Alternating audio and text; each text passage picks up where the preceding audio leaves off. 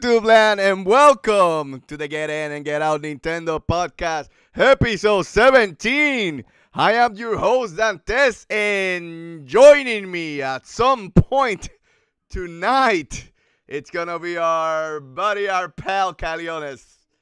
I don't know where it is. He is somewhere around, lurking in the shadows. Anyway, I had to start the show because, of course, we said we were gonna do it at 9:30 p.m. Eastern time, and that is what we are doing.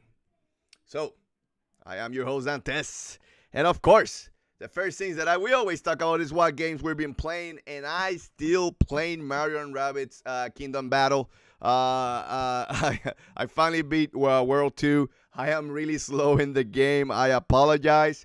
Also, a little bit today, I did play DuckTales in the Wii U. To clarify, yeah, I went old school there. I did some gameplay Thursdays for the DuckTales. It's basically on the celebration of the new show for DuckTales. I just wanted to celebrate it with Gameplay Thursday. So look for that next Thursday. Anyway, since Caleones is not around, I'll do my rigmarole. I want to welcome everybody to the Get In and Get Out Nintendo podcast, episode 17. Every Monday, 6 p.m. Eastern time. Of course, today is a special edition. We're doing a crossover.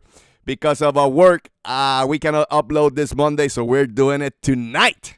Anyway, remember to subscribe, like, and comment so you can make these two crazy motherfuckers happy. Also, please remember, if you want to see our ugly faces, hey, it's all good. We got a solution for you. Remember to download this podcast on SoundCloud and iTunes. Rate us over there and show us some love.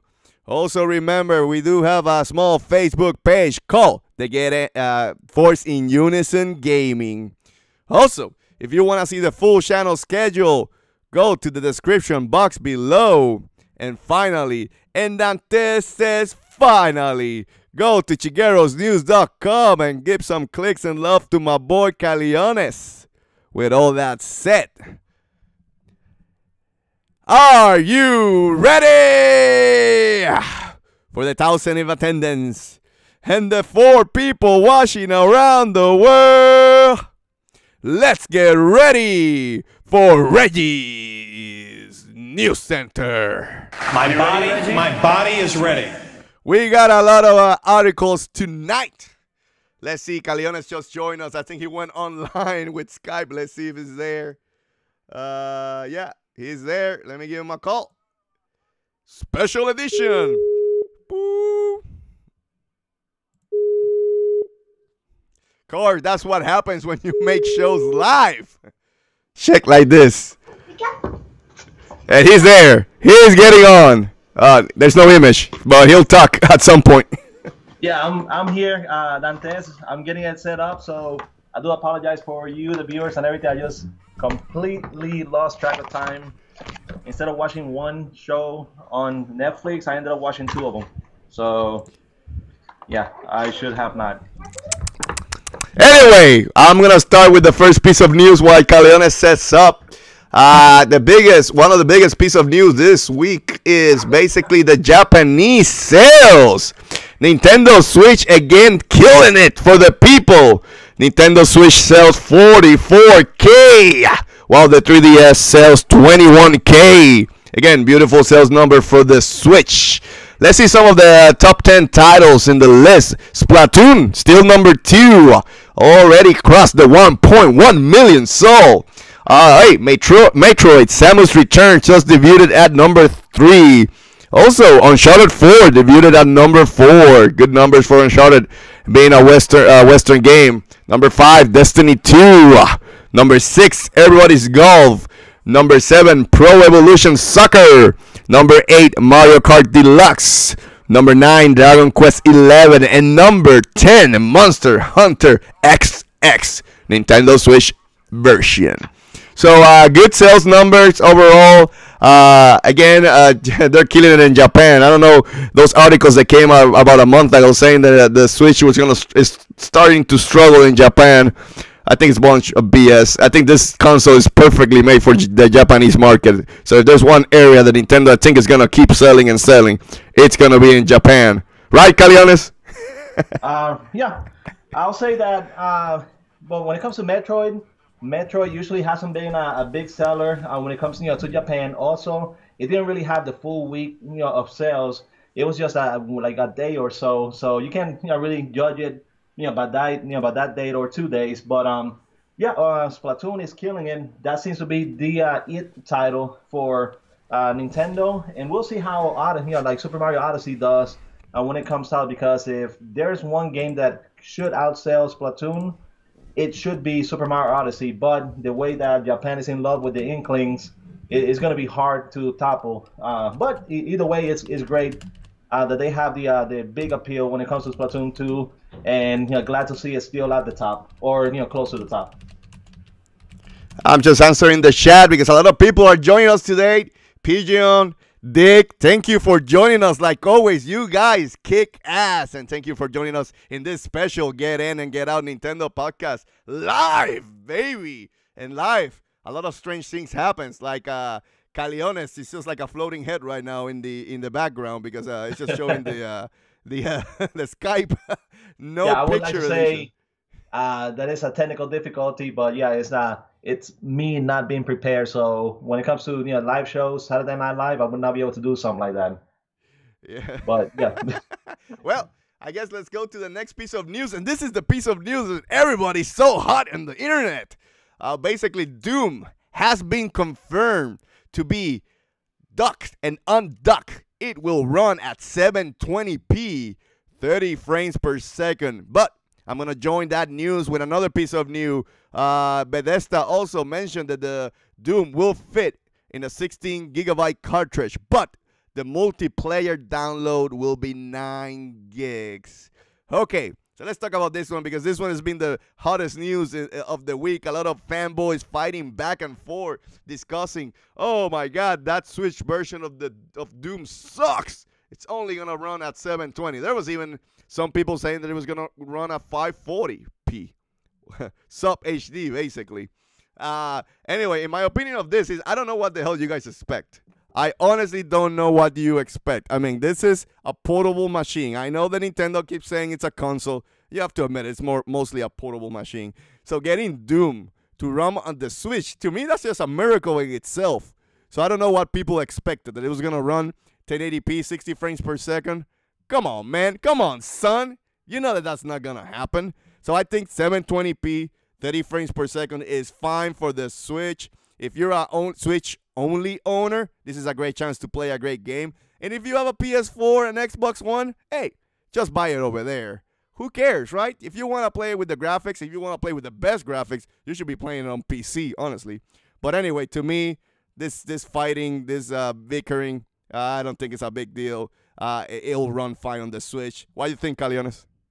Well, I'll say, like, I mean, of course, when you first think about it, it not being 1080p or 60 frames per second it feels disappointing. But then you got to think about, like, when it comes to the PS4 and Xbox One, as powerful as they are, they usually struggle to have games at 60 frames per second. So having the Switch, which is basically the equivalent of maybe a tablet or something like that, you got to think that games like those do not run on tablets. They do not run on smartphones.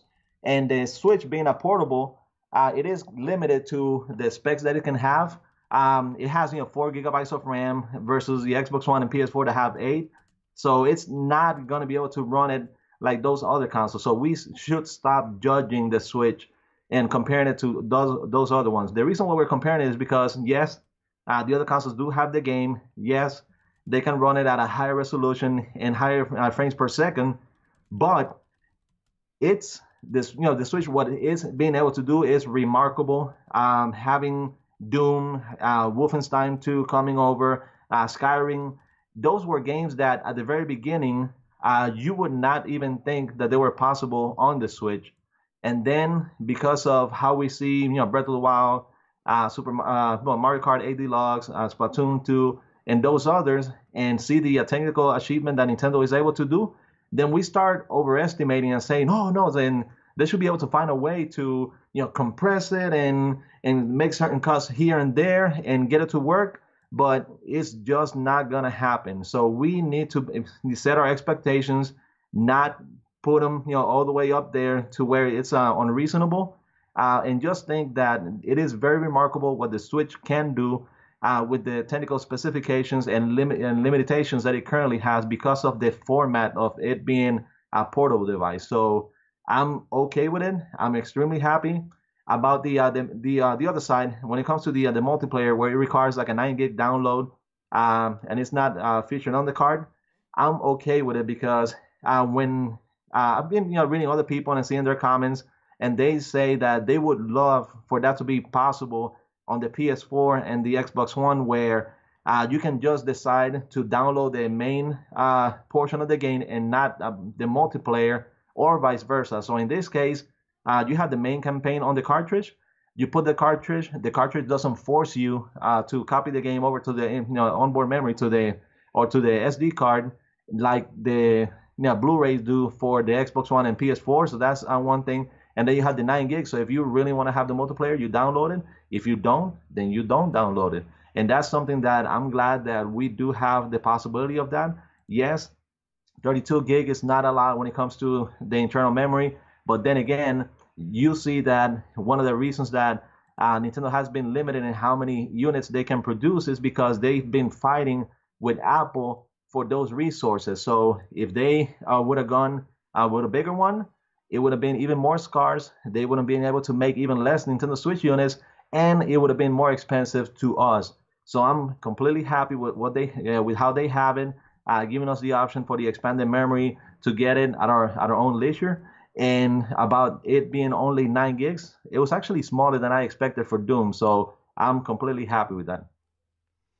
Okay, I mean, I'm fine with that too. I'm in the middle on this. I know we and Caleones have discussed the limited storage on the Switch many episodes. If you guys want to go back and see us discussing that same issue, please go back and watch our previous episode. We got a nice playlist set up for you at the Force In Unison gaming channel. Okay, let's go to the next piece of news. Mikami, basically he's the creator, and I'm sorry if I pronounced it incorrectly, but Mikami, one of the creators of Resident Evil, expressed interest in a Nintendo Switch version of Evil Within 2. Woo! The third parties just keep rolling. Yeah, rolling. Okay, I'm sorry that I started singing that old song from the late 90s. All the younglings in the chat won't remember that. But anyway, Caleones, what do you think about this? People just keep showing their love and interest in bringing their game to the Nintendo Switch. Well, I mean, what I'll say about this is that one, I'm extremely happy that he's interested in doing. As far as I understand, I think Evil Within 2 is being made with the Unreal Engine.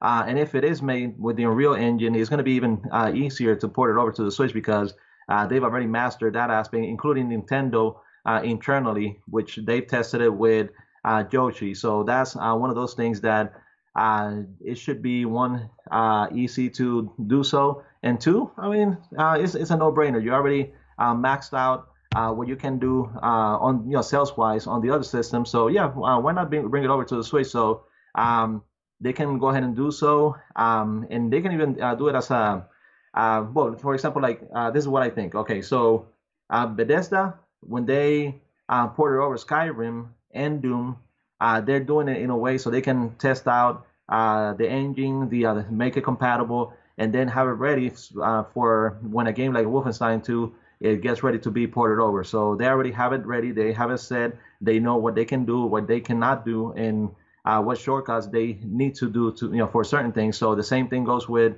Evil Within. They can use the Evil Within as a test. So they can go ahead and later on transfer the second one. So as far as I know, the Evil Within 2 should be coming out pretty soon. And I'm not also familiar with the release date, so if you know, Dantes, you can say it. But they can use it for October? Yep. Okay, so they can definitely use the first one and port it over and test the engine out, so that way it's going to be easier for the second one to be ported over as well. So yeah, I mean, if they can, as far as I understand, and you've played it, I believe, you can say No, how I did not play it, but I know it's a lot of people saying that is the real Resident Evil, basically. Mhm.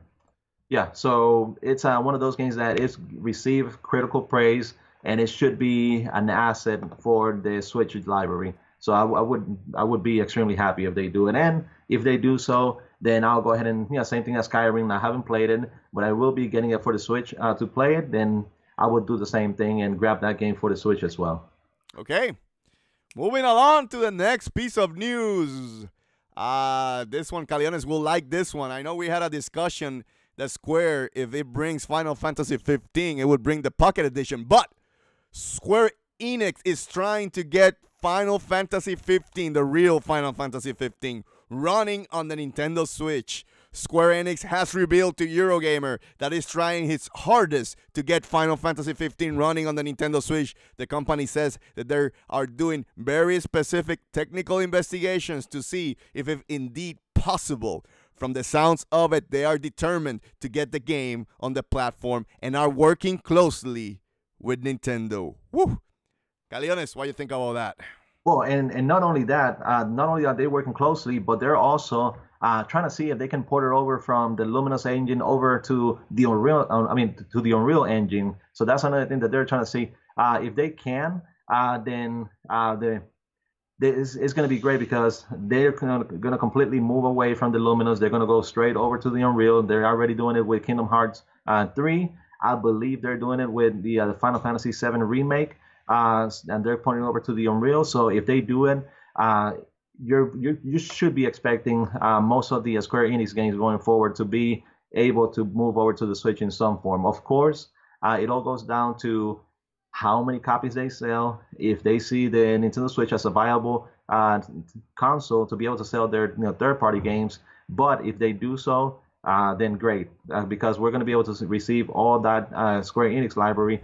And they're already supporting, they're one of the best third-party supporters on the Switch already. So, receiving something like Final Fantasy 15, the real version and not the Pocket Edition, even though I wouldn't mind having the Pocket Edition if if that's the only thing that we could receive from Final Fantasy 15.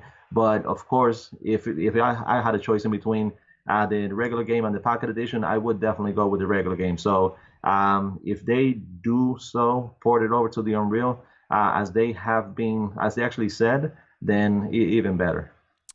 Yeah, that would be great. That would be, to me, a miracle. That's a big open world. I always said that they would get the Pocket Editions. I think Square has a backup plan. They say, well, if we cannot get it running, Pocket Edition it is. But they're trying. And you know why they're trying, Caleones, so much? Is because they see business right now. They're seeing the Switch selling great in Japan, which was mentioned that in the first news of today's show. They see that that's a lot of people will buy the game probably again to have it portable. And Square just announced that they already sold 6.5 million units of the Final Fantasy 15. So, Square just wants to keep ranking that dough. They spent a lot of money developing that game, and I know they better get their business back. The return of investment on that game, that's for sure. Anything else to add before I go to the next one? No. We can go ahead and move on from that one. We already talked about it in the last couple of weeks as news continue to come out. But yeah, it's if they do it, I would jump on it at first instance. I want to give a shout out to my sister Caroline. She's watching. She just texted me.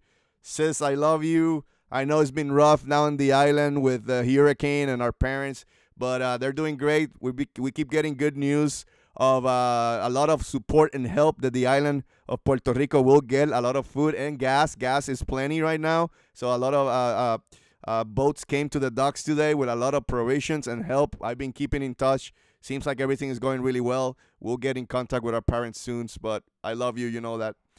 Anyway, next piece of news. Mr. Reggie, my body's ready, baby. He basically said, Reggie, we dramatically over-deliver on Switch stock, but demand outpaces supply. Nintendo president Reggie Fils-Aimé has spoken to Mashable about a variety of things Nintendo related, but inadvertently talk came around the Nintendo Switch stock. Reggie says that the company actually over-deliver on manufacturing Nintendo Switch units, but just a case of demand basically outpacing supply. Wow, Caleones. This came from Mr. My Body's Ready. You think that he's just BSing us, or is he saying the truth? Okay, well, it's just as simple as this. Whenever Nintendo, first talked about the Switch and they talked about the availability of the system, they said that they were going to have 2 million units available on, for the end of March. Then they actually went ahead and produced more. So instead of 2 million units, they ended up with 2.8 million. So that's 800,000 more than they were anticipating. So that tells you that first, they actually miscalculated when it came to how many systems would sell. And that's understandable because of how the Wii U did and how they misjudged that one. So with the Wii U, at the very beginning, because they had already sold 100 million Wiis, they said, okay, so we're going to let's go ahead and produce 20 million Wii U's from the get-go. Because this is going to be just like the Wii and it's going to sell like hotcakes. But they misjudged the market about, I think it's probably like a little over 1 million or so. And I think on the first year, in the first 12 months, they only sold like 3.6 million. And of course, by the time they canceled it, they had only sold 13 million total. So that means that they had 7 million Wii U's sitting on the shelves somewhere, and those were that's money that Nintendo lost because they misjudged it. So with the Switch, they said, okay, so we got a good concept here. We're going to do 2 million, but we're just going to be conservative because we don't know how it's going to sell, how people are going to receive it, and we really can't afford taking a big loss. Microsoft can take a loss. Sony can take a loss. Sony cannot Nintendo, take a loss.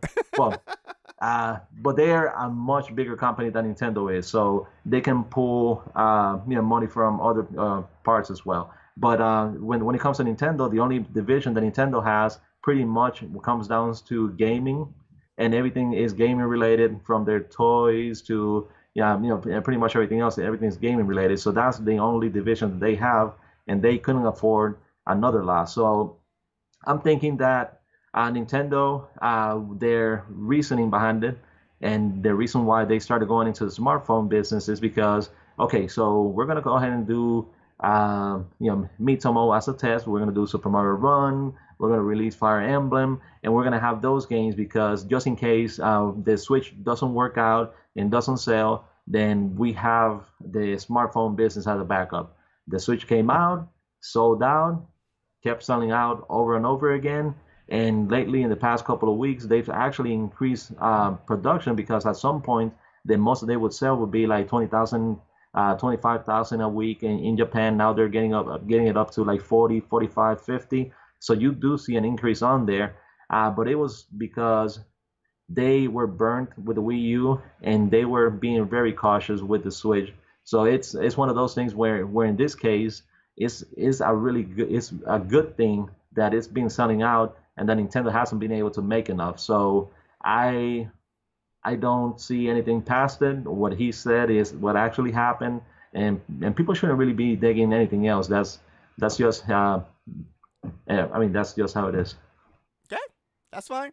I still think there's a half and half of there. I think, like you said, you brought a good point. No, I'm not saying it in the bad way. I'm saying you brought a good point. That I think he's saying that they over deliver based on their projections. So that's what I mean, that it's half and half, because they were playing a little bit conservative after what happened with the Wii U, right? So to that, he may be right. It's just that maybe the projections that they had being too conservative, right? And that's why they're under delivering, even though he's saying they're over delivering. So again, it's half true, half if you compare it to the projections. But if it was like the Wii U or Nintendo would have been more prepared, they would have been fine. But they're competing with other parts too, so it's tough.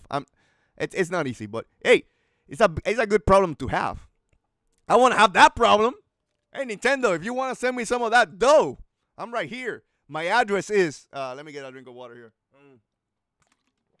No beer.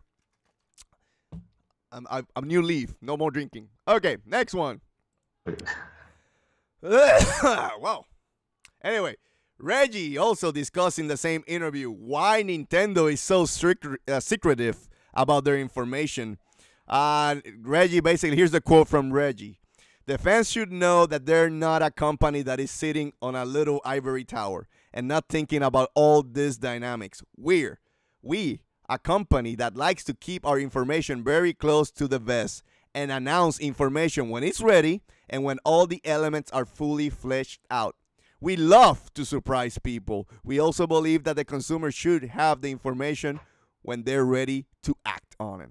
Telling someone about a game that's 4 or 5 or 6 years away, listen to that, Sony, from actual launching just doesn't make a ton of sense to us.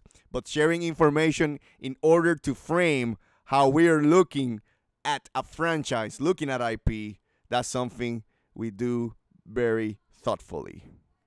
So, opinions of what Mr. Buddy's Ready just said. Well, for me, it's the best example is Mario and Rabbids Kingdom Battle.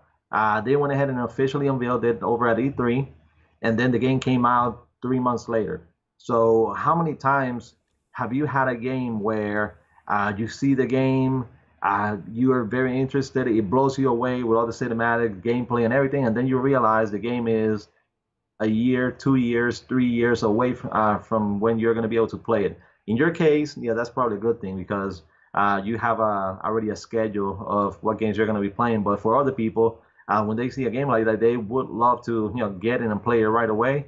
And Nintendo, for the most part, they're really good with that.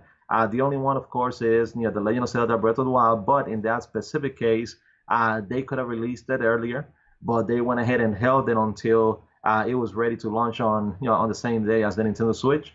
And for obvious reason, because we've already seen that now when people think of the Nintendo Switch, they think of Legend of Zelda: Breath of the Wild. So that was a great call by Nintendo. But that's something that I really do appreciate from them.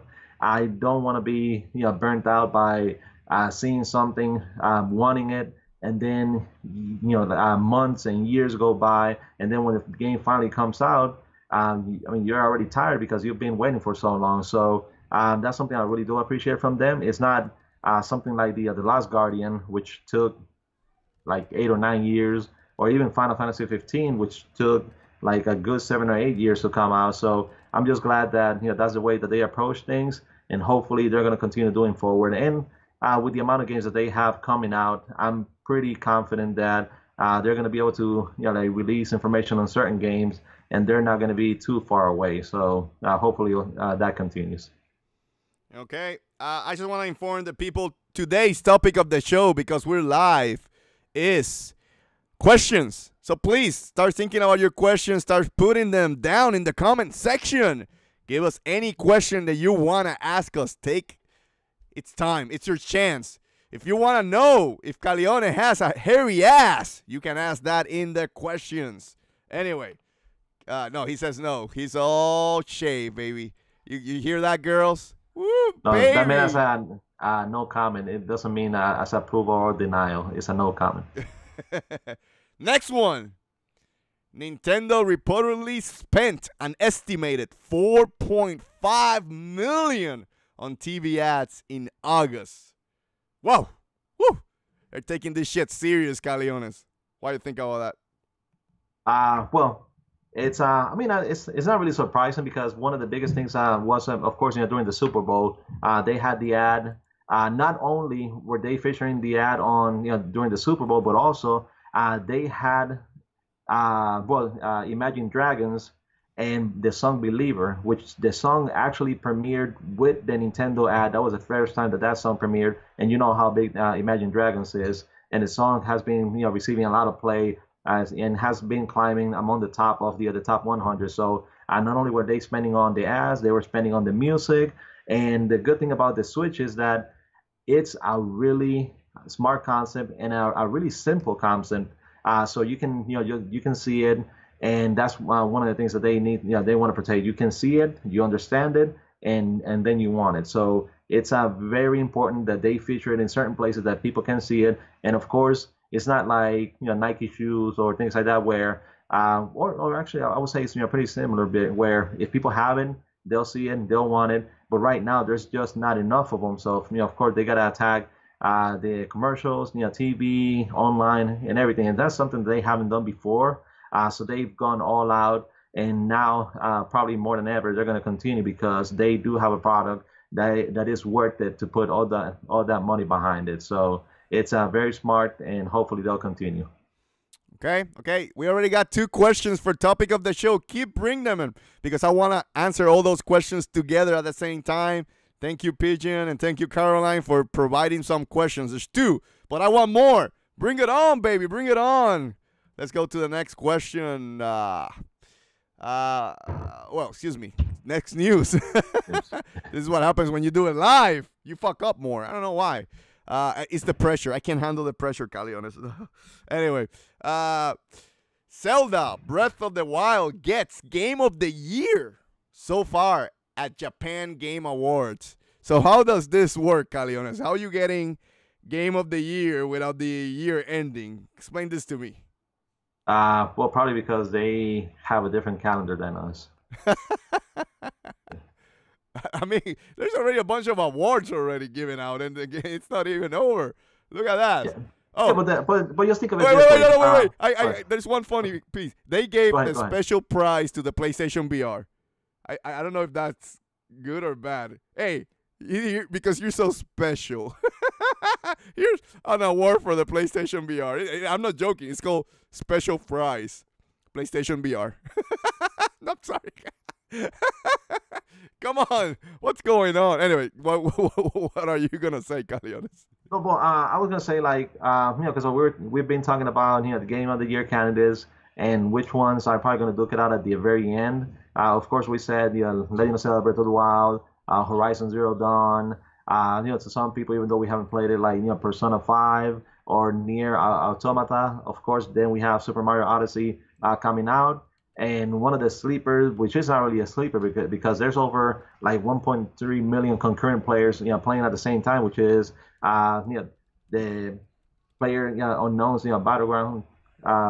That's a big one. But when it comes to Japan, Player Unknown's Battleground is probably not going to be one of those games that's going to be at the top.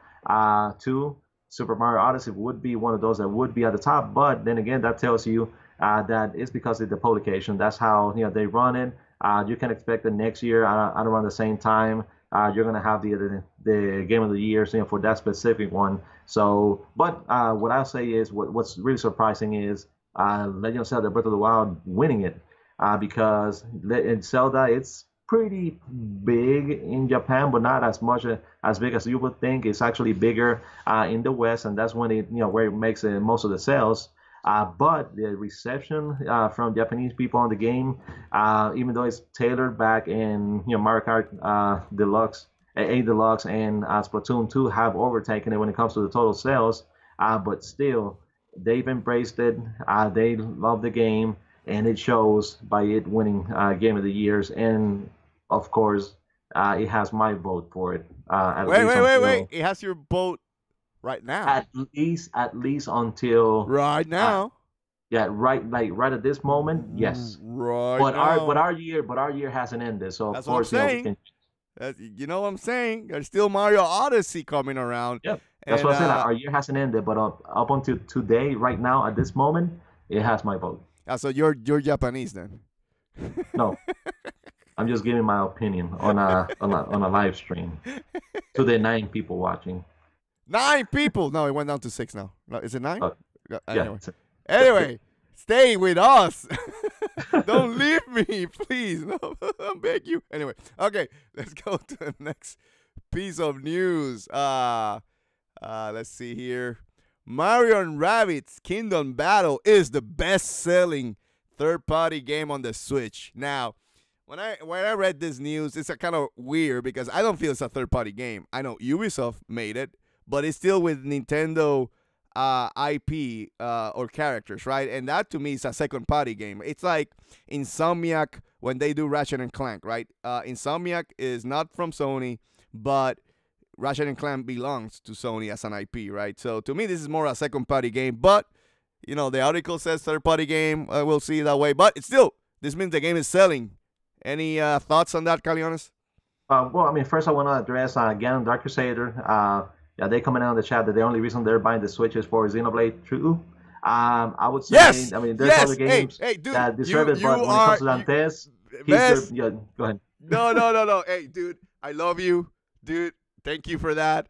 That's the only reason I'm a Nintendo fan right now. No, I'm joking. I love Zelda Breath of the Wild and Mario too. But you just won prize of the day. It's a new segment. Woo! The coolest person in the chat. Thank you. I love Xenoblade 2. Go ahead, Caleones. Anyway. Yeah, but I mean, it's well, I kind of got distracted on that one, but I mean, then again, I'm also looking forward for the game. Hopefully, it's going to give us many hours of gameplay. When it comes to like seeing the worlds, the Titans, and everything, it looks like it will, and so I'm on board on that one. Yeah, that's probably they're fighting for Game of the Year for me. We'll see, but yeah, to end the Ubisoft discussion, this is good news. It just shows that maybe Nintendo will make more second-party deals. Hey, Microsoft live out of second parties, honestly, because they basically don't own any studios. But that's not a bad deal if you can have talented people doing games for you, right? So I mean, hey, this could be a good thing. I mean, I think of it as when it comes to Mario Kingdom Battle, I think of it of a game that it may not have been possible for Nintendo to make it as good as it is right now, not because they cannot, but I think because their mind is not on those type of games. Like, this is the first time that we've ever seen Mario featured on a game like that one, like an XCOM type strategy game. And Ubisoft, they did a great job. If you would not have known that it was Ubisoft that made it, you would have said, yes, Nintendo made it because of the quality, because of how good it is, and it deserves to be up there. I do want to say one thing that is very interesting. NBA 2K18 came out this week, and it was actually ranked as the top title on the Nintendo Switch eShop. So it seems like it's selling pretty good. And not only that, we've already seen other third-party games sell well on the Switch. So hopefully it's going to trend that's going to continue. And if they sell the third-party games, more third-party games can be expected to be coming over as well. So it just means great things for us Nintendo fans. Cool. Interesting questions coming in for the topic of the show. I think there's going to be good fights here. And Caroline just is bringing the heat. Caroline, keep bringing the heat. We will discuss that soon. Ganon Dark Crusader, you're my favorite person in the world. If you want to ask any questions, please do so. Okay, so next topic. Let's see. And I apologize. I am doing everything today. I have 20 screen opens. I'm mandating the producer hat, but I'm also doing the news today. But anyway, next one. Modders find. They find, baby. The modders find heartwarming tribute to Iwata on the Nintendo Switch. Caleones, you heard about the tribute, right? Yes, and that's one of those things that is, I don't know, it's kind of like, it's very chilling, very, I'm not going to say morbid, but it's in a good way, like something that, it just shows you how much Nintendo loved Iwata. And it, from the reception and from, when the story came out and how people reacted to it, a lot of them were saying that they were very touched. It actually brought them to tears. And it just shows you that unlike Shadow of Mordor, this is how you actually do a tribute for a person, not using that person to make money. So I believe that you have to wait until July 11, which is when Iwata passed away. So unless you have one of those Nintendo Switch units where you haven't connected it to the internet and you can change the date on it to be able to do it, you're going to have to wait until July 11 of next year. But I hope it's something that Nintendo, comes out, makes it official, and they tell you this is how that game, which was programmed by Iwata, that you can go ahead and get it, and they make it official as probably make it an Iwata Day, for Nintendo. But yeah, I was very touched, and I was proud. I mean, that as a Nintendo fan, that makes me proud that they can honor somebody that was as important and as loved by the company. Well said, Caleones. I'm not gonna add anything because I think that's well said. I think Iwata was really an important person to Nintendo and Nintendo's history. So hey, you have to give the man his props. Smart guy, way smarter than me for sure. Anyway, let's move to the next one. And let's put again because we're doing this live and we see shit going live. We just got sub number 60. We finally made it to 60, Caleones. Woo, woo, woo, woo, woo. Thank you, guys. Thank you.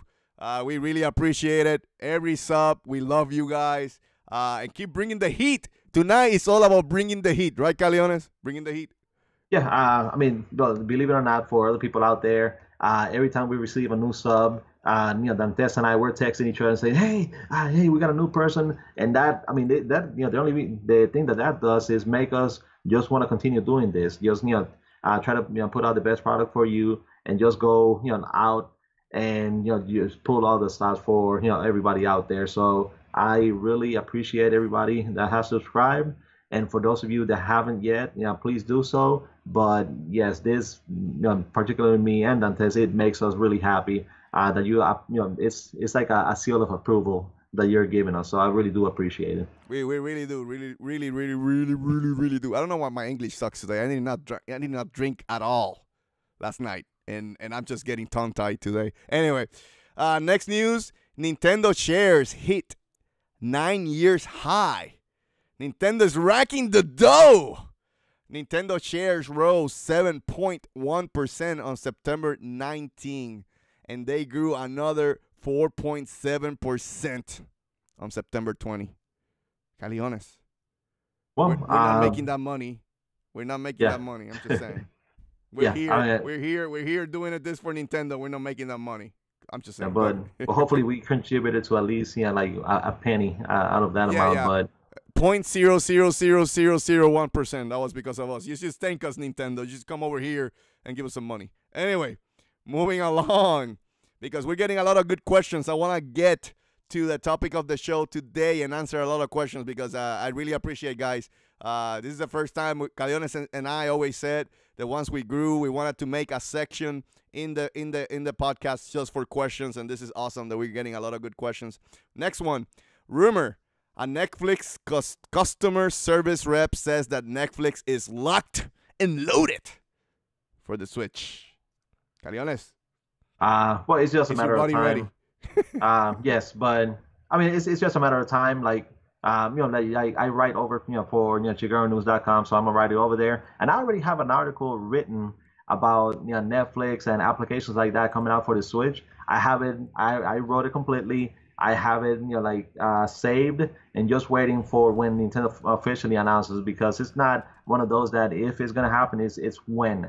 So when you look at the Nintendo Switch and the tablet, it's just, I mean, it's natural for it to have those smartphones application, and it's just gonna be a matter of time until they become available. So that doesn't surprise me at all. Hopefully it's gonna happen sooner than later, but at the same time, hopefully if it does happen, it's not going to hamper the OS and make the system a little bit slower, because for me, the system is lightning fast when it comes to loading, when it comes to moving on the OS, and especially me because we do have an Xbox One over here, and and it feels slow. The home menu, going through it, navigating it's a cluster. Does feel slow. It's a cluster. I hate that OS, honestly. I know I'm not the biggest Xbox fan. I'm joking, but God, I hate that OS. Anyway, let's go to the next one. We're rolling around again. Sorry, I'm clicking between a lot of windows. Two Tribes says Rive runs smoother. See, I can't pronounce. Okay. Two Tribes says Rive runs smoother on the Switch. And then I can't pronounce smoother. Anyway, you gotta do like one of those voice it just runs better on the before. Switch than the PS4. Any thoughts on that, Caleones? This is one of the few times that you as a Nintendo fan are gonna be, yes, we're kicking PlayStation's ass. But anyway, go ahead. Well, I mean, I'm gonna temper my expectations when it comes to this one. I'm not gonna boast or anything, so I'm gonna keep it civil. But yeah, I mean, it's one of those things where the Switch is not hard to program for. It's actually pretty easy. Nintendo, went out of their way to try to make it so, because it would make third-party games available for it and be easier to port over. So I'm just glad to hear that. I know the other systems do have more resources, so they can make it more powerful, and I mean you have more to work with. But even though the Switch is limited, Nintendo try to go out and make it as smooth as possible when it comes to the developers to make the games for the system. So I'm just glad to hear that, and hopefully we're going to continue hearing stories like that. Okay, we'll see. We'll see. Next one, rapid fire. This is the section where we say all the new games that are coming for the Switch. And what I mean with that, not the ones in the store, the ones that are just coming in the future. But a couple of announcements, Caleones. Lightfall is confirmed for the Nintendo Switch. Avavel Online. I don't know what that one how it's pronounced out. Avavel Online. It's also coming to the Nintendo Switch. Avavel? Well, okay. Yeah. Gal Gun 2 is announced for the Nintendo Switch. Lovers in a Dangerous Space-Time. It's also heading for the Nintendo Switch. Lovers in a Dangerous Space-Time. I'm not gonna ask what type of game is that one. Anyway, boom, boom, boom, boom. A lot of games keep getting announced, Caleones. Are you feeling it? Are you feeling that Nintendo is delivering? Because Caroline brought a good question. She says that she feels the library of the Switch is not strong enough for her to jump in on the Switch, and we're gonna discuss that too pretty soon. But I mean, Nintendo just keeps getting game. Hey, trust me, this is Caroline. Trust me, this is way better than the Wii U. Way better than the Wii U. Okay. Well, I'm gonna jump in and say something quick on there.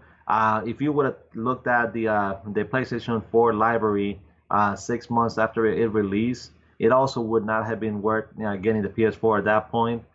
You would have been better off just keeping the PS3 and cashing up on all the games that had released for the console. Honest, I know you're fired up. Take it a minute. It's not ready. It's Sori Onuma's Nintendo discussion. Come on, man. Don't jump on me. We're not there yet. Okay. Anyway. Okay, I'll stop being defensive. But go ahead. Okay, Caleones. That was a lot of news. A lot of quick fire. A little bit rough today on the news. Typically, Caleones gives the news, and I provide my opinions. But it was fun. It was something different. But Caleones, we're done with the news. But the biggest question that you're gonna learn tonight, if I wanted to know what games are coming to the Nintendo Switch, what is our favorite store, Caleones? Our favorite store is the Shigeru Mini Market. So, Caleones, do you have it up there, or should I go? Well, okay, so I'm gonna talk about the games that are coming out this week, and particularly two of them are big, big games that were coming out. So, of course, on one side you have the NBA 2K18, then on the other one you have the Pokken Tournament DX. So those were the new one, the two biggest ones that came out this week. Aside from those, and another big one that I would say is the Xenoverse 2, Dragon Ball Z Xenoverse 2 for the Nintendo Switch. That's another big one. And when it comes to the indie titles, SteamWorld Dig 2 is another one that's really big. So overall, good week. We actually had Ninjago, Lego Ninjago came out, Art of Fighting from Neo Geo, and Timbleweed Park as well. So it's a pretty good quality. We have the Assault and Drop, Connect, Erase. So it's one of those things where it's actually pretty hard selecting which one is the game of the week. It'll be easy to say something like, it's actually pretty hard. Pokken Tournament, I already had it on the Wii U. You get new fighters on this one. Dragon Ball Xenoverse 2, it plays, looks and plays great on the Switch. But I'm probably gonna go with SteamWorld Dig 2. I played SteamWorld Heist on the Wii U. I enjoyed it. It's a great game. It only costs $19.99. It's a little bit more than the one for the Wii U, which was $15. But it is a great game. It is challenging, and the longer you go in the game, the harder it gets. So if you like those, like strategy type games, this is a great one. So for me, that's probably gonna be the game of the week.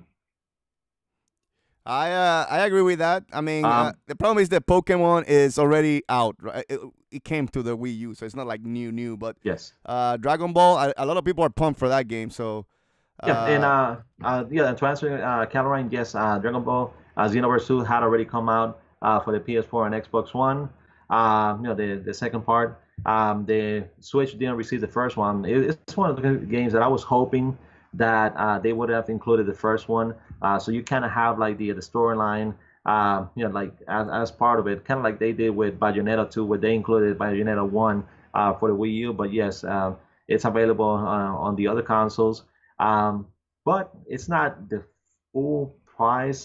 They're selling it for $49.99, so it's not at the full $59.99. So at least they reduce the price a little, just so if you do want that game and have it as part of the portable system, then you can go ahead and get it. And of course, if you have something like the Gamers Club discount or Amazon Prime, then you can take advantage of it and get it even cheaper. So, but yes, it has been available. okay, boom, we're done with the games that are coming to the store.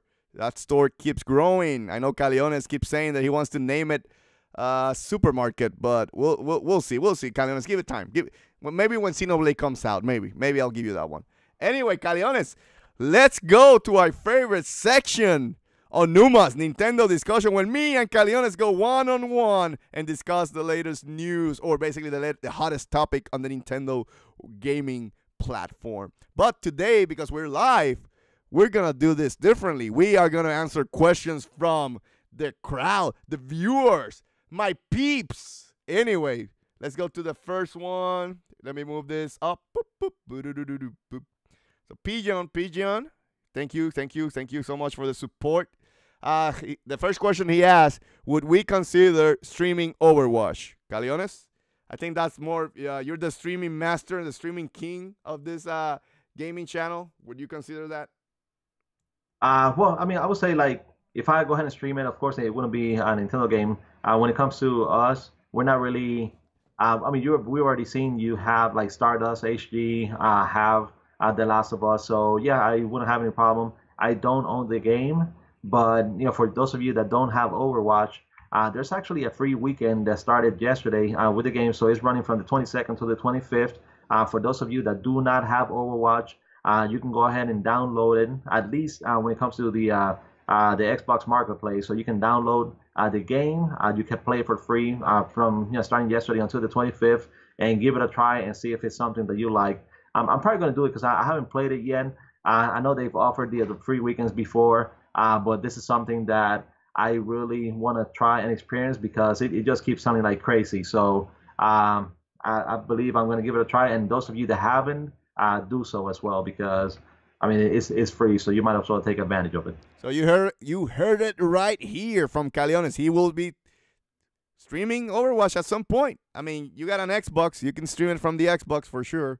So I think that's a good idea, Caleones. Maybe a streaming Wednesday instead of Splatoon, you'll do Overwatch, right? Hey, different crowd, get new peeps on board.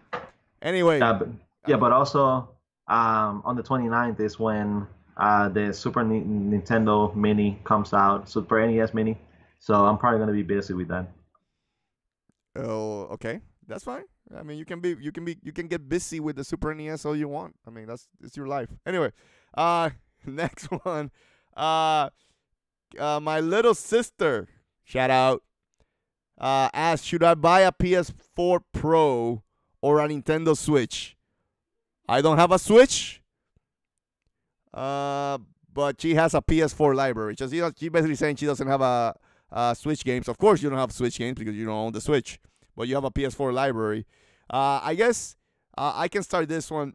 It depends. Like if you already have a PlayStation 4, you really want to spend the money on a Pro, and maybe buying the Switch would be the best bet, because now you can get more different games from Nintendo. They are awesome. I'm telling you right now, sis. You know me. I'm a PlayStation fan, first and foremost. No denying that. but I still love Nintendo. Always bought their systems. And Nintendo this year has given me what I want. They gave me one of the best Zelda games of all time in Breath of the Wild. They also gave me good games that I enjoy playing them, like Mario Kart, and Mario and Rabbids Kingdom Battle. Hey, I've credit what credit is due. It's a good game. And now you're talking about Mario Odyssey coming in October 27. Whew, that game just looks nasty. Hey, if you don't know, sis, I'm in complete media blackout because that's how much I'm anticipating this game. And then during the Nintendo Direct, they just announced Xenoblade Chronicles 2, and you know, sis, how much I love that game. So, I mean, to me, you probably will be better buying a Switch. And trust me, when you buy the Switch and you see how portable it is for the house, and you live a busy life, like you're barely playing games now because of how busy you are. The Switch helps you a little bit with that, where you can, while watching TV or, hey, taking a shit, you can be playing the Switch and taking advantage of those free minutes. So, but that's my opinion coming from a Sony fan. I don't know, Caleones, what do you have to say about that? Well, it's going to be kind of hard because it all depends on what type of genre, what type of games you like, and how many games you can play. Because if you can afford to play 3, 4, 5 different games in a week, 2 weeks, or depending on the time frame, then of course the PS4 library is going to be bigger. But in her case, she's also a professional, so she works, she spends times in different places. So you cannot take the PS4 with you, but you can the Switch. So with the Switch, the library may not be as big, but you can play a lot of games or catch up on the games, be it in your house or at work or the library, doctor's office while you wait. And don't do it while driving, unless of course somebody else is driving. But you can catch up on the games, and I've been doing that myself, and I've been able to play more games because of it, because I have the availability or to play it everywhere. So it all depends on not only what type of games you like, but also on how much time you believe you're going to be or you have available to play those games. So I believe Switch for Christmas is going to be great, but you may want to get the Nintendo Switch bundle on October 27, which is the Super Mario Odyssey bundle. That way you can get the game, you can get the red colored Joy-Cons, and you can get the case as well. So that probably would be the best time to get the bundle, unless you, of course, they have like a Xenoblade Chronicles 2 bundle, which that would be awesome. No, don't do that. No. Okay. Anyway, I don't want to buy more. I already bought the Pro controller for Xenoblade Chronicles 2, and I bought the special edition. So I have this question for you. So let's say Nintendo does decide to release a Xenoblade Chronicles 2 bundle. Would you get it? No, I can't, Caleones. I can't. Okay, it's like you're talking to yourself saying I can't. Okay, let's move on. Let's move on. Anyway, Pigeon asked another question. Basically, Caleones, what is your current favorite game? Current favorite game of all time?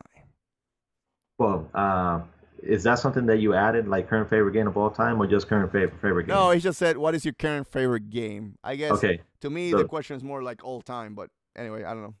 Okay, well, I'll say it this way. Like, current favorite game is Splatoon 2, and it shows because of the amount of time that I've been spending on the game. Right now, I'm just trying to level up so I can get higher gear, so I can start getting the 3-star gear. And of course, I'm all about speed. So because I'm playing on the new Nintendo Switch, I don't have the saves and I don't have any Super Sneeze Nails, so I gotta play, wait for the Splatfest so I can get those and re-roll the ability so I can get them at like all the speed. So but yeah, that's Splatoon 2 easily is the game that I'm playing the most right now. As far as when it comes to all-time favorite games, it's hard because well, most recent Legend of Zelda Breath of the Wild did give me one of the greatest experiences when it comes to gaming. So that would be currently ranked as one of the best games I've ever played. Then again, if you go back to the PlayStation 3, which I played it on the PlayStation 3 and not PlayStation 4, it's The Last of Us, of course, which was a great marriage of acting, story, and and the the character acting and the voice acting as well. So it's one of the best gaming experiences that you can have.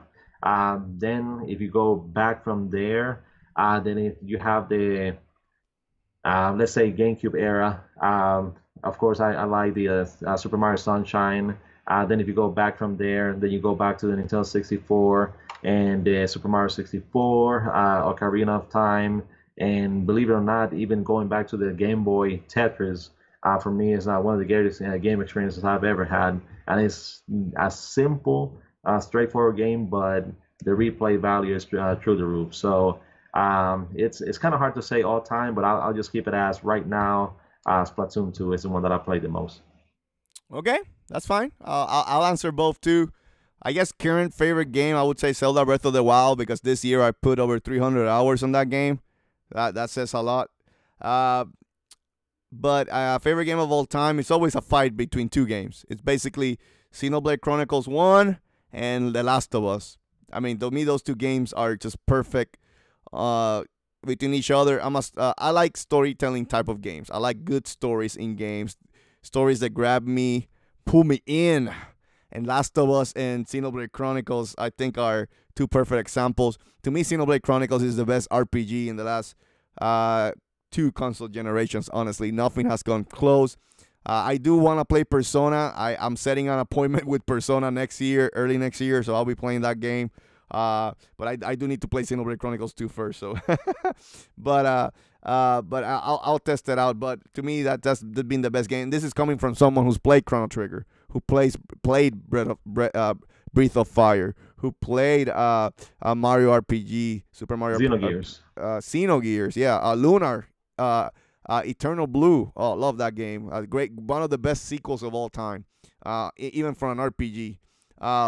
So I play a lot of RPGs in my lifetime, and Xenoblade Chronicles, I don't know why it grabbed me so much. That's why I love it. And then The Last of Us, it just shows you Naughty Dog. Naughty Dog are they're I think they're one of the best developer studios of all time. Just how fast they can pump out games. I mean, basically, Naughty Dog, honestly, Sony has great first-party studios, but Naughty Dog is the all-star. They carry Sony, basically. I mean, basically, if you think about it, they just gave 2 AAA games to the PlayStation in the last 2 years. Uncharted 4 came out last year, and this year they came out with The Lost Legacy. And I truly believe how fast they work, that we could foresee The Last of Us 2 at some point in 2019. That's my prediction, right? So, Yeah. but again, just shows you two talented developers, Monolith Soft and Naughty Dog. So those are my two favorites. Anyway, moving on. I just wanted before we move on, I wanted to say one. Get ready to open your wallet, because Caroline is going to be asking you for the Switch for Christmas too. I saw that. Yeah, I'm ignoring her. Yeah, she doesn't seem to like Super Mario Sunshine as much as I do. So doesn't share the same sentiment. And 3, she's asking why no longer Xenogears up there. Xenogears is still up there. To clarify, I just forgot about it. It's the same team. It's Takahashi and his team and his wife. Soei. It's hard to pronounce. Sorry. Mostly Japanese Japanese names. But Xenogears is still one of the best RPGs of all time. My little sister. It's just the Xenoblade Chronicles. Takahashi took a simple formula and did a better storytelling in that game. How he presented the story was better paced than Xenogears. Because Xenogears, if you remember, the game is great on the first disc. When it gets to the second disc, they cut out content and the story got hurt by it. Still doesn't mean that it's a bad game. It's one of the best RPGs of all time. And in my old top 10 RPG games of all time, I put it number 1. But it's just Xenoblade's better. In all around Xenoblade, it's just better story, more complete game. Gameplay, I love it. So it's just I think it's just different, but doesn't mean I don't want to take away from Xenogears. Okay. Yeah, but if you're at Square Enix, if you're listening, please re-release Xenogears with the Project Octopath Traveler engine, and people are gonna buy it again. I will.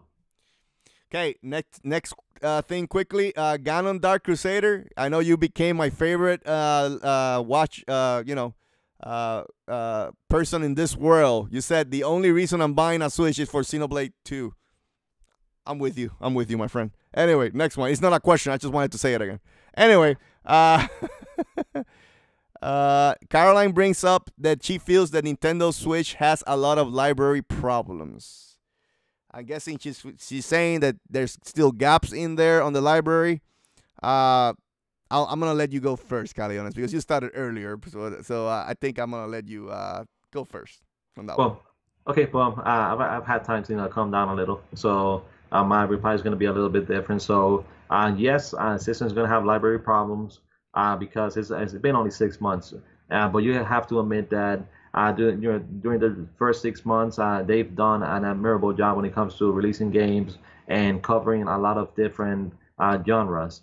The biggest genres that we're missing were, of course, the first-person shooters, and that one is going to be fixed completely with Doom, and of course, Wolfenstein 2 next year.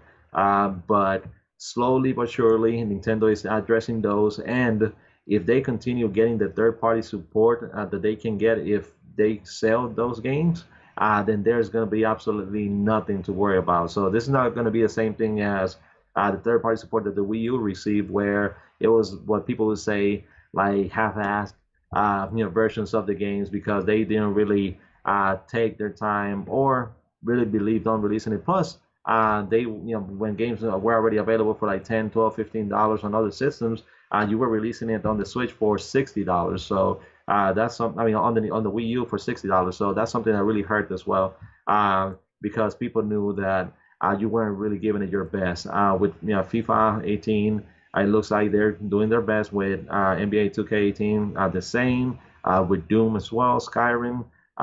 They have November is going to be a really big month when it comes to third-party games because you have Rhyme is finally going to be coming out. You're also going to have the Doom should be probably around that date. LA Noire is going to be coming out. Skyrim as well. So overall, it's going to be a really big month for third-party publishers. So hopefully, people are going to speak with their wallets. They're going to grab those games. They're going to support them, and we're going to continue seeing more. And eventually, Nintendo Switch should not have a library problem on any genre available. So that should be taken care of. Okay. My turn. So you mentioned earlier when you were not coming down, when you were like, oh, Nintendo fan. You said that Sony had the same struggles the first year on the library. Yeah, they could. Yeah, but you have to remember, Caleones, the Sony was getting every third-party game that was coming out, right? So yeah, first party. I agree that Nintendo has a better, stronger first-party lineup for the first year of the Switch. But I'll challenge you back on Sony that Sony had every third-party game that came out during the first year. So third-party was taking care of them. So both libraries had holes on them. But if you think about it, most of the games that come out are third-party. So, I mean, Sony wasn't suffering, I guess. You could put it that way. But you got to say it this way. You got to go more in-depth. You got to say, yes, Sony had third-party games during the first year, but Nintendo has arguably the first year lineup, the greatest one in the history of video game consoles. So when it's all said and done, you're taking it. You're taking it. Okay, calm down, Nintendo fanboy. Woof. Come on, you can't say that. I don't think Nintendo's first year is like the greatest in history. You cannot say that. They had their best first party, but without third party, you just can't count it as the greatest lineup of all time. You're still struggling to get. You're getting better. You're getting better third party, but you're still not there, my friend. So yeah, I hold your horse and bring it in, Caleones. Bring it in. Okay, go ahead, Caleones. Well, I mean, it's just that this is going to be one of those where we're going to do a special recording next year. We're going to do it around March 31st when March 3rd when the first calendar year completes for the Switch, and we're going to go ahead and look back and compare with the other systems and see where it comes out. But I'll keep it simple and say that this is the best year for Nintendo made games on any Nintendo system ever released. Wait. So, but I'll leave it at that. But I will add one caveat because we have to be fair. If Mario Odyssey and Xenoblade delivers, Yes, we yes. still don't know that. I know they look good, Caleones, but we don't know that yet, right? So if they deliver like we expect to, okay, then we can say that. But that's better. I don't want you to say the greatest lineup of all time because that's always going to be subjective. I think if the Until we count 'em. if the scores come out and they're high 90s of Odyssey and Xenoblade, I think you have a point on your discussion point, I guess. Next question.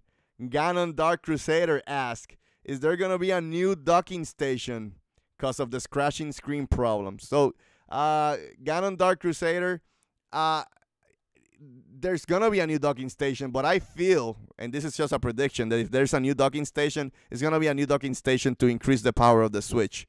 Nintendo had some patents out showing that they felt that they could increase even more power to the Switch with a docking station, keeping the same specs on the original Switch. So I could foresee that the midpoint or the mid-gen refresh, like Sony and Microsoft has done, then Nintendo is just going to keep it on the docking. So I think that's going to be the main reason for that, not so much for the crashing. Yeah, there's been some crashing. There's been some reports that was crashing, but I think they have reduced down. I think as long as people put a good screen protectors, they should be fine. But anyway, I do feel that the reason they're going to change the dock is going to be more to increase the power of the Switch. Go ahead, Caleones. When it comes to my Nintendo Switch, the protector that I put on it, basically instead of just covering like the screen portion, it covers the entire glass.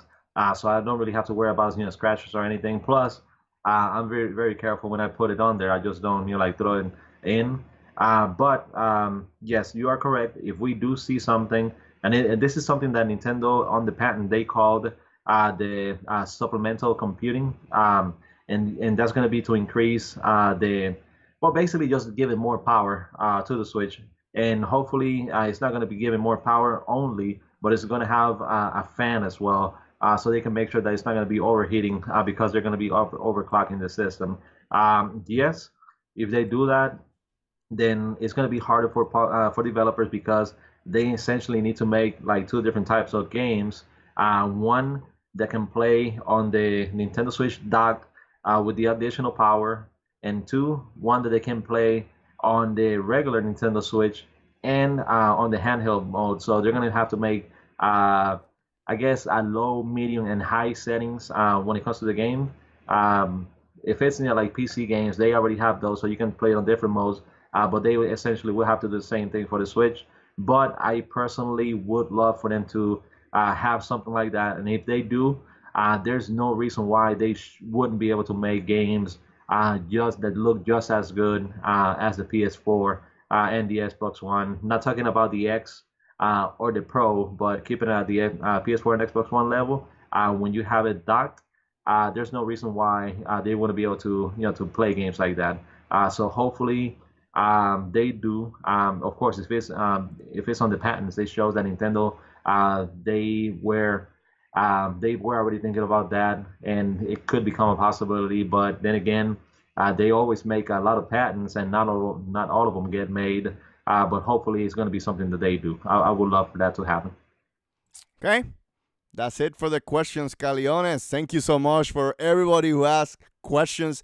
It's fun to answer questions, and maybe as we keep growing, maybe we'll get a chance to add that section to our podcast where it's just answering questions from you, the viewers. Actually, there's one more question that we can cover. Oh yeah, which, go ahead.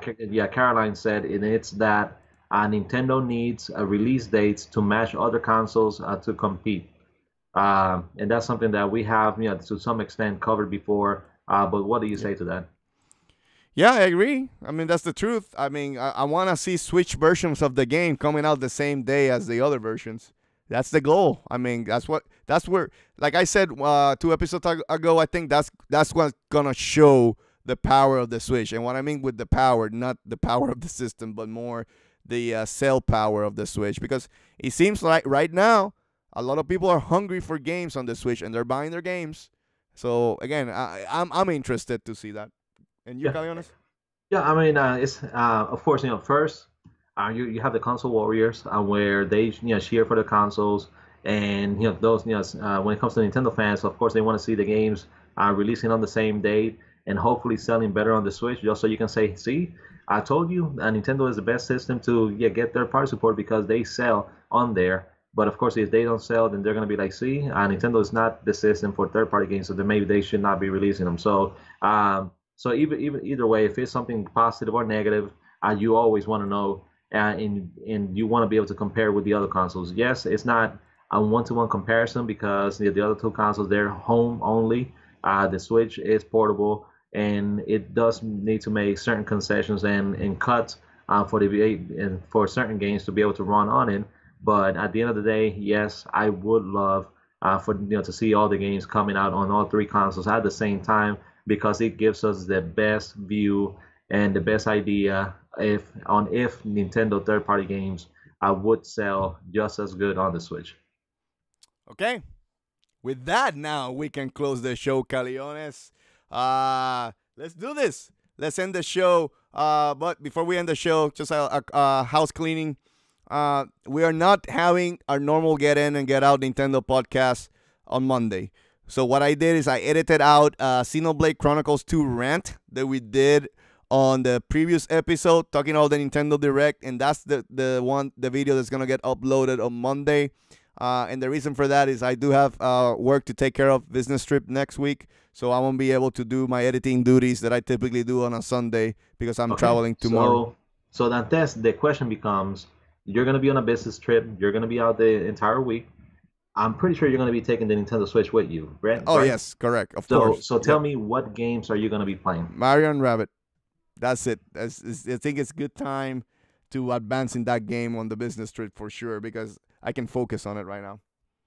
But yes, so I just wanted to give that note, guys. So we're doing that.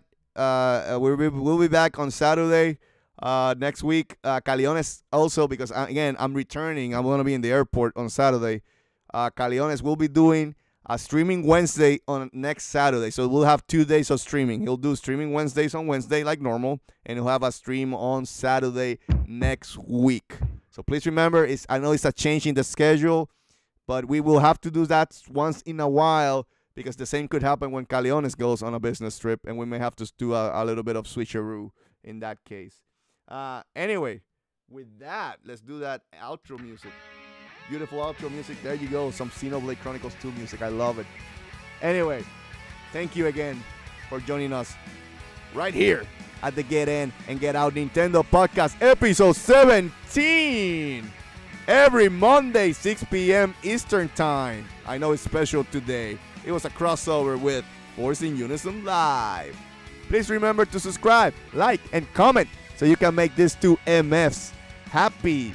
Also, please remember, if you don't want to see our ugly faces, hey, we got a solution for you. Go to SoundCloud and iTunes and download this podcast for free. Rate us over there so you can show us some love. Also, we do have a small Facebook page called Force In Unison Gaming. Again, discussing the house cleaning items. If you go down to the description box below, you can see the full channel schedule. Mondays, the Get In and Get Out Nintendo Podcast. Wednesdays, Streaming Wednesdays. Thursday, Gameplay Thursday. And Saturday, Force In Unison Live. And finally, and Dantes says finally, go to chiguerosnews.com and give some clicks and love to my boy Caleones. With all that said, thank you again for joining us. Good night, everybody. Have a great one, everyone.